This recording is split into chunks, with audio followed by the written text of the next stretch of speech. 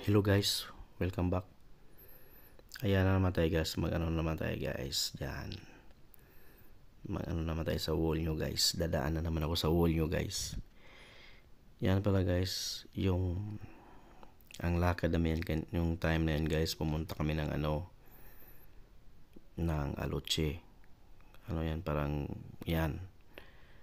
Parang police station dito sa Madrid eh. So dyan kasi kami ang tawag yan, pulisya ang tawag yan eh. Sinamahan ko kasi yung kapatid ko dyan, yung bunso namin na ng residensya, mag-renew siya ng residensya.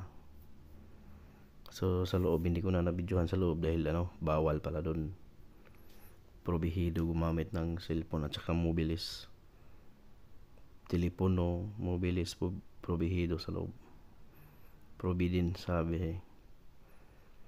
Hindi pwede, kaya hindi na ako nag video sa loob ng So yan guys, tapos na kami dyan, pauwi na rin kami. Yan, naglalakad kami papuntang train station dun sa baba.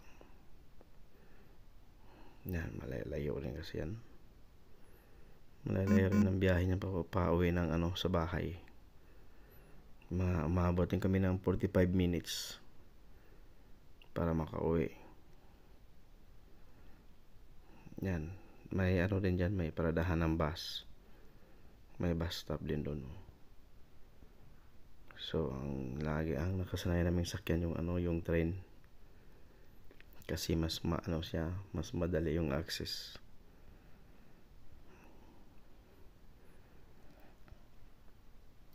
Malapit na kami dyan sa may train station. So sabi ng kapatid ko, wag makuha na daw niya yung residence card niya. Sabi niya daw kami, papasyal na kami ng doon sa Switzerland. Kami doon, mag-tour muna kami doon sandali bago kami uwi ng Pilipinas. So sabi ng kapatid ko na nagutom na siya daw na yan. Kasi alas 12 pa kami doon eh. Alas 12 kami dumating doon ng tanghali. Ayan, nakauwi na kami. Diyan na kami sa Gran Via naman yan guys, Gran Via. Kasi ang balak namin, kakain muna bago uwi. So naghanap kami ng resto dyan. Naghanap na kami ng resto. Yun, nag-inom lang ako ng beer. Natakaw eh. Yan eh, yung restaurant na yan, kebab. At saka yung katabi niya, tato na sabi ko, videohan mo muna ako dyan, maganda dyan, maraming tao dyan sa lugar na yan. Sentro ng rin yan dito sa Madrid eh. So binidyohan mo na yun, sabi ko sa akin na yung camera.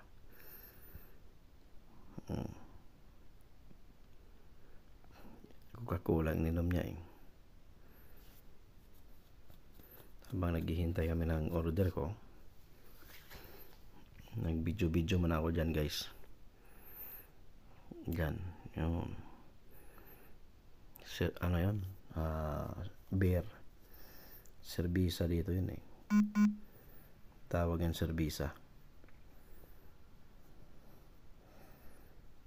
Sabi ko na kakain muna kami dito kasi nagutom na kami. Yun, yung katabi niyan at saka yung harap ng na yan, may malaking dyan, may malaking lefties. Yan eh, yung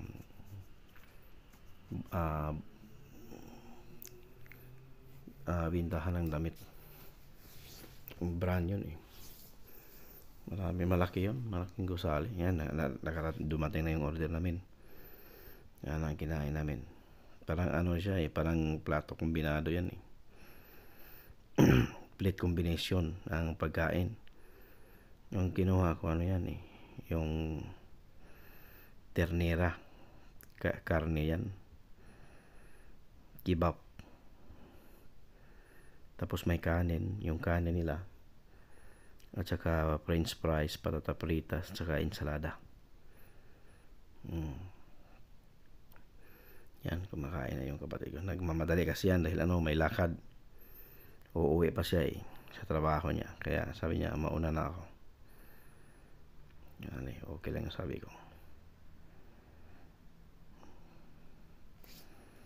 Kaya guys, thank you sa pag-support ng aking video. Kahit hindi tayo masyadong sikat, kahit konti lang ang nanood sa akin, malaking bagay na para sa akin yun. Yan pala, yung kaibigan ko dumating din, humabol. Kaya sabi ko mag-order ka na doon para sabay na kami kumain. Kasi yan Martes yan Martes, day off ko lagi. Kapag day off ko lagi, na naman, saan magtatagay, iinom, wala ibang magawa Ganun lang ang buhay dito wala na